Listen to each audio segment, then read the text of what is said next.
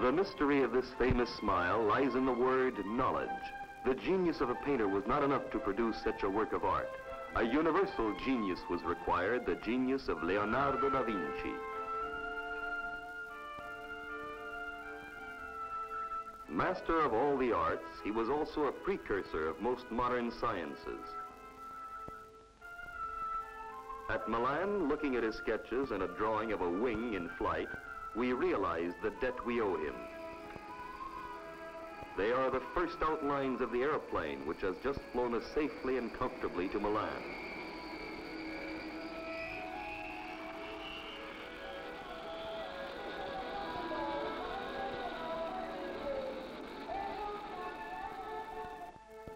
Would Da Vinci himself recognize this 2,000-year-old city, today a prosperous metropolis with 1.5 million inhabitants? Would he recognize the famous cathedral begun in 1386? It took 5 centuries to build the immense dome, the most impressive and complex Gothic construction in Italy.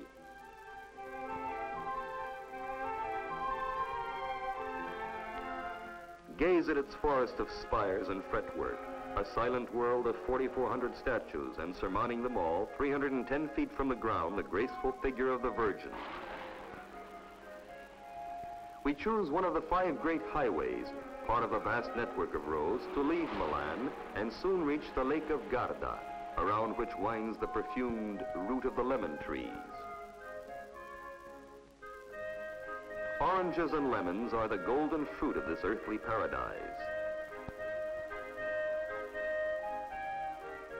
The gentle shores slope down to the water. With the balmy climate, flowers here bloom all year long.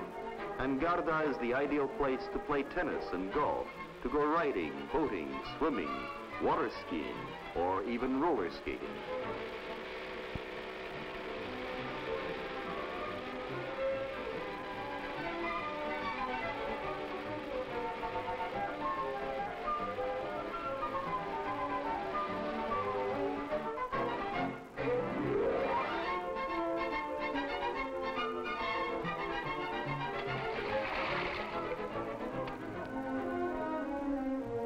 For those who prefer less strenuous pastimes, there is the gambling casino, or dolce far niente, which means sweet inactivity.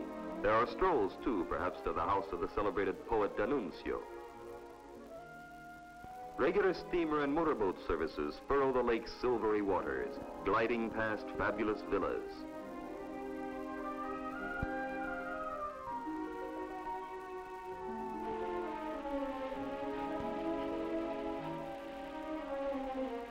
The boats take us to ports bathed in sunshine, Gardone or Maderno.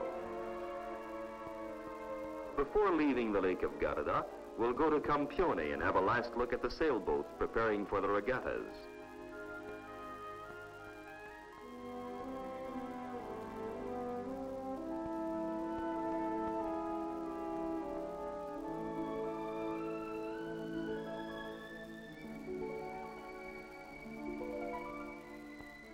And now, off to Pisa.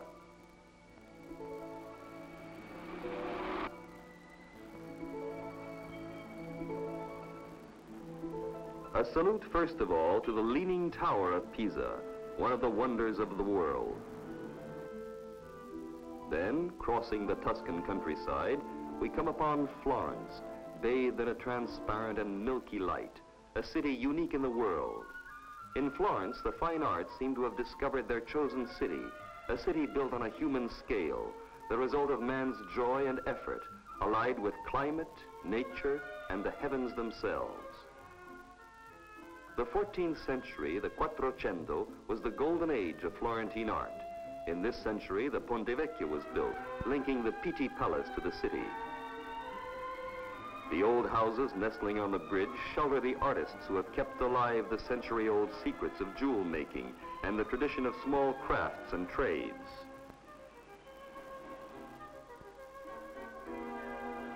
With the possible exception of Venice, Florence, more than any other city, has blended the advantages of modern life and tourist hospitality with the splendors of ancient days.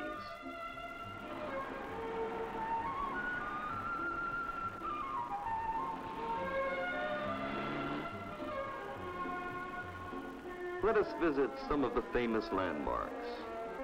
The Santa Maria dei Fiori is the Cathedral of Florence.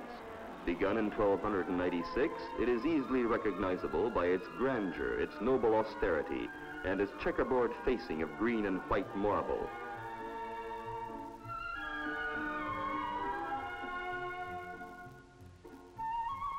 Each detail has its own distinctive beauty, blending in with the harmony of the entire structure.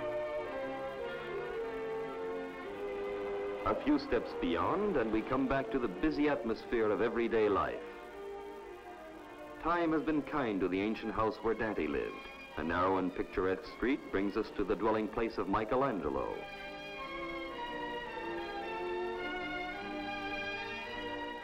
Further on, we find the Franciscan Church of Santa Croce, pantheon of Italian glory, where Michelangelo lies at rest in the company of Galileo, Machiavelli, Alfieri, Rossini, and Foscolo.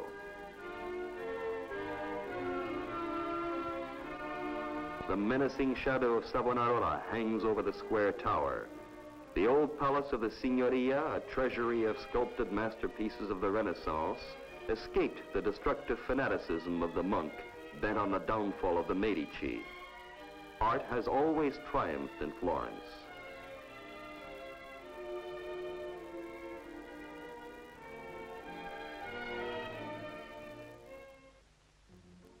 The Pitti Palace collections vie in splendor with the masterpieces of the Uffizi. Close by, the famous Boboli Gardens, where a dance festival is held every year.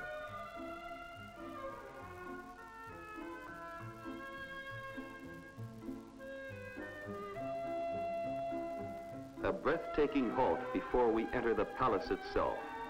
For centuries, the Florentine painters have fascinated travelers. Each picture merits hours of study. Each detail is absorbing. Let us stop briefly for a look at the works of Botticelli.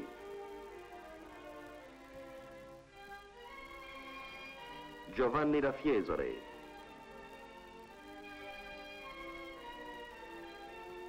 Fra Angelico,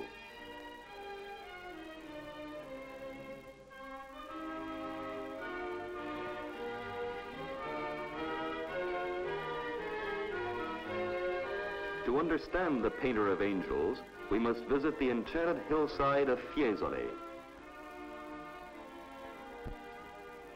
Fra Angelico was born in this unique spot, a favorite with every successive civilization. It boasts vestiges of antique Rome, of the Etruscan era,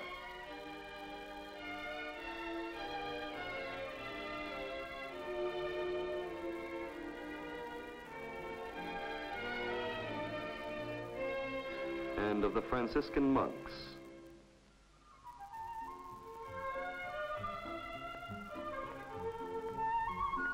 Fiesole today has lost none of its ancient charm.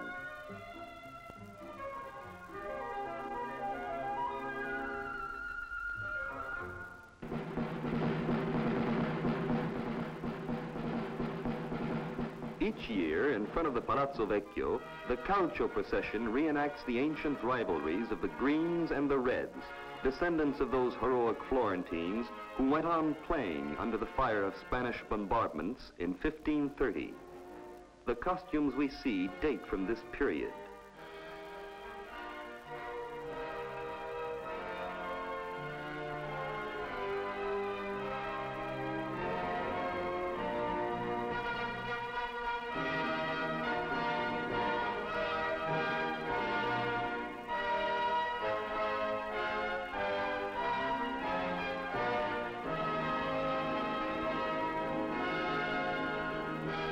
A huge ox is the official prize.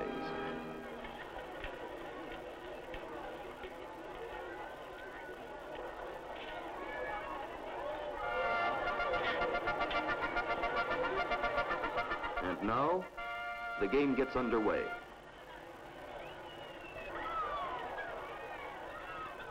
Arpasto is a game of Roman origin, a combination of football and rugby with a touch of wrestling thrown in.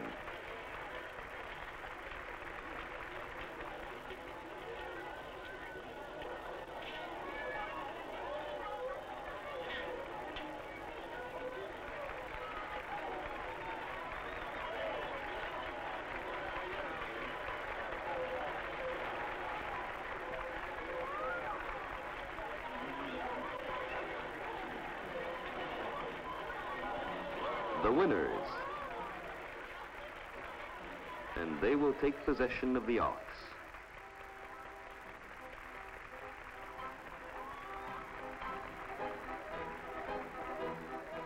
The Spanish bombardments of old have now been replaced by a brilliant display of fireworks.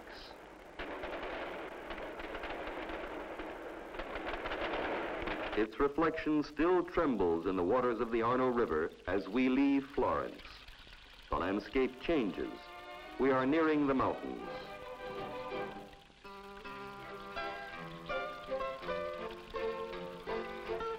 After the Lake of Carezza, we discover the Dolomites.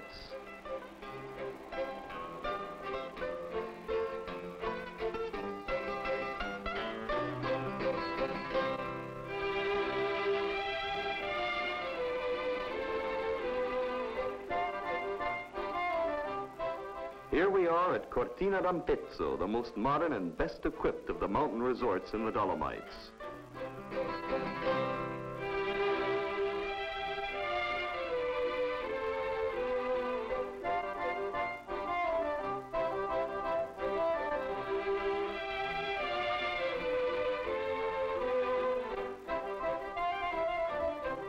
What joy in filling your lungs with pure mountain air. Dizzy peaks in the silence of eternal snows, yet we can pluck the flowers on the sunny slopes.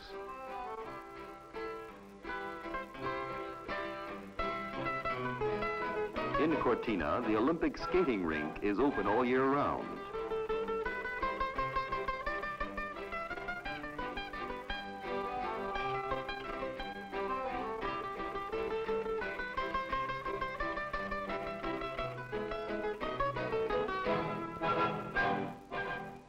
Here, present champions and future champions come to train.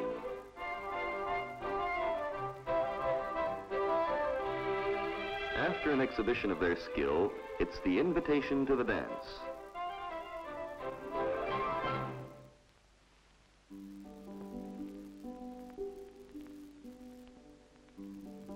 But it's all too brief. Other pleasures summon us. The pleasure of seeing Venice, the fabulous city of Venice, built on water between the lagoon and the Adriatic.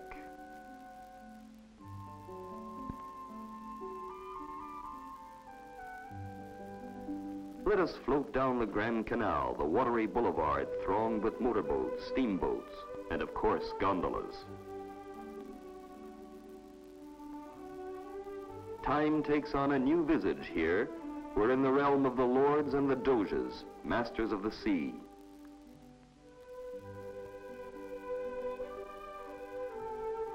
Each stone, each palace, each church attests to the sovereignty of their rule.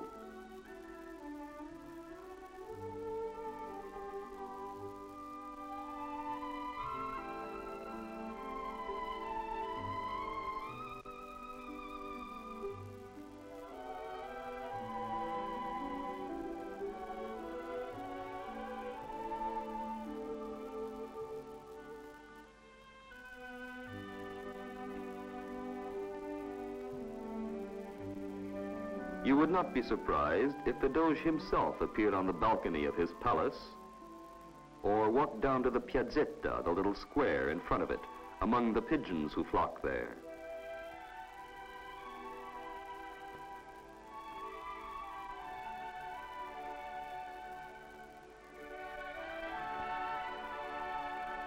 The bronze Moor who strikes the clock in Venice calls our attention to the perfect artistry of these surroundings.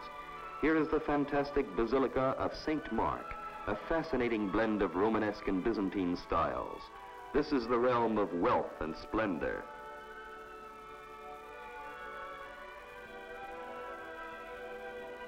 And on St. Mark's Square, named after the patron saint of Venice, everyone is preparing for the festival.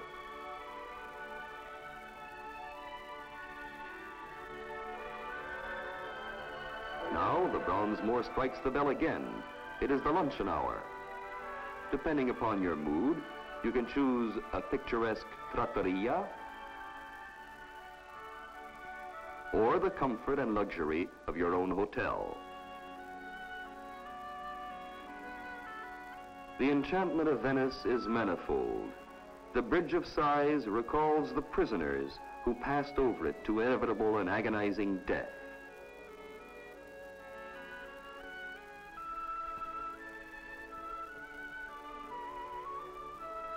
What strange peace in this city without a single car.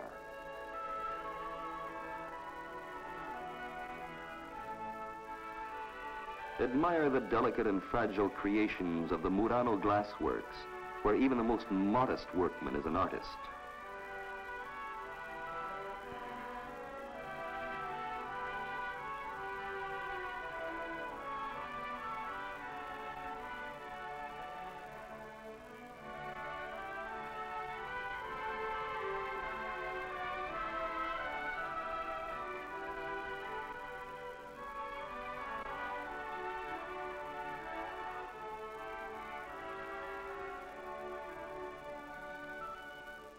Like a hot, moving palette, the melted glass is first tinted, then transformed with a breath into those varied, exquisite, and harmonious forms we call Murano glass.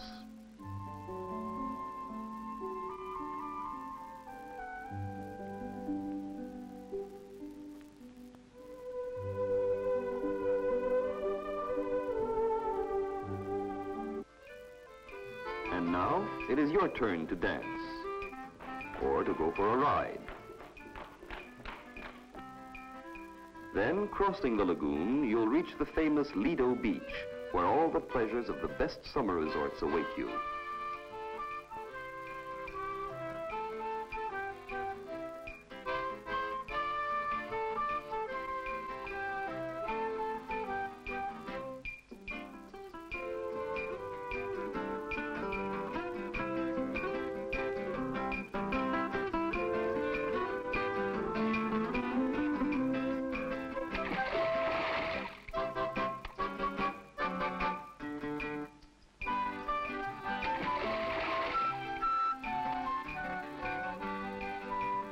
When the clock strikes 3, back to Venice. This is the hour of lovers, of eternal rendezvous, for Venice has always been the accomplice of love, young love or old love.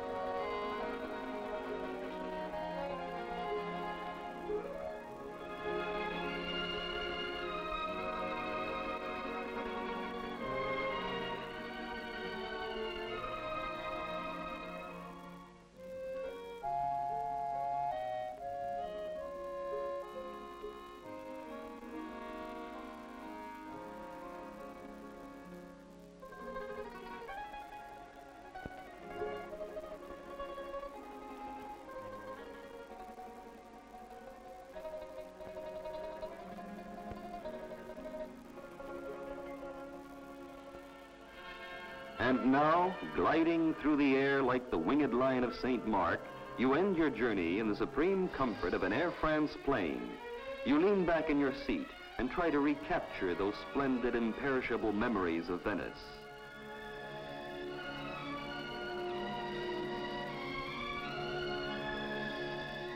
As we soar westwards, we peer down and catch a fleeting glimpse of Mont Blanc, last souvenir of a magnificent voyage to northern Italy.